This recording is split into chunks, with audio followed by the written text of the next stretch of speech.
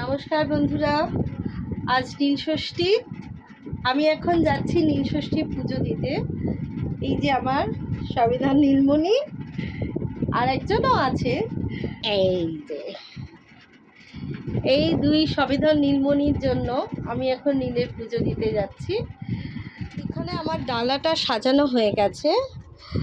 আমি এখানে ডালাতে নিয়েছি যা যা লাগে: ধুত্র ফুল, আকন্দ ফুলের মালা, তারপর ধুত্র ফল, গোটা আম, কলা, তারপরে দুধ, সিদ্ধি, মোমবাতি, নীলের ঘরে বাতি দেব, ধূপ, এইসব নিয়ে আমি আমার পুজোর ডালা সাজিয়েছি। পুজোর ডালা সাজিয়ে এবার আমি চললাম নীলের পুজো দিতে। চলুন, আপনারাও সাথে থাকুন। সামনে শিব মন্দিরে নীলষষ্ঠী পুজো দিতে যাচ্ছি। শ্রীরও একটা নীলের সবেধন নীলমণি রয়েছে। সেই আমরা তো মা, তাই আমাদের সবেধন নীলমণির জন্য পুজো দিতে যাই। চলুন। তারা ঘুমাচ্ছে। হ্যাঁ, তারা এখন ঘুমাচ্ছে। তবে আমাদের নীলমণি, আমার দুটি নীলমণি এখন জেগেই আছে। প্রচন্ড রোদ্দুর। আমরা একটা ছাওয়ায় এসে দাঁড়ালাম। এখনো যাওয়া বাকি মন্দির পর্যন্ত। দেখি, চলি। সামনেই মন্দির।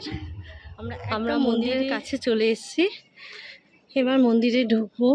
বাবা, অনেক লাইন, প্রচুর ভিড়। চলুন, ভিডিওটা এখন একটু অফ করলাম, কারণ পুজো দেবো তো। এই সময় ভিডিও করলে আর পুজো দিতে পারবো না। পুজোটা দিয়ে তারপর আপনাদের সাথে আবার কথা বলছি।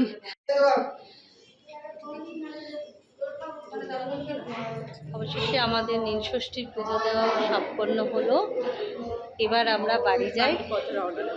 হ্যাঁ, ছানাপোনারা না খেয়ে আছে, আমরা গেলে ওরা খেতে পাবে। গিয়ে আমরা আমাদের নিজেদের মতন খাবার বানাবো, তারপর ওদের খেতে দেবো। আপনাদেরকে একটা কাজ জানানো হয়নি। কার সাথে আজকে পুজো দিতে এসেছি বলুন তো? এটা হলো আমার ছেলে, অর্থাৎ বৌমণি। ছোটোবেলা থেকে ওকে কেউ শিখিয়ে দেয়নি, ও নিজে নিজেই ওকে বৌমণি নামে ডেকেছিল। আর আজও জানলা দিয়ে ডাকতো বলো। আর আজও ও অর্ক বৌমণি নামেই পরিচিত। ওর নাম অবশ্য শ্রী। তো আজকে আমি আর শ্রী এসেছিলাম। খুব মিষ্টি মেয়ে হয়। দিভাই নিজে মিষ্টি, তাই সবাইকে মিষ্টি বলে। আমরা আমাদের বাড়ি চলে এসেছি। আর না, আর কি, এবার বাড়ি যাব, গিয়ে খাওয়া দাওয়া। সারাদিনে কিচ্ছু খাওয়া নেই আমাদের দুজনের, তাই আমরা দুজনেই টাটা বলছি। সবাই আমাদের পাশে থেকো, চ্যানেলটাকে সাবস্ক্রাইব করো। টাটা।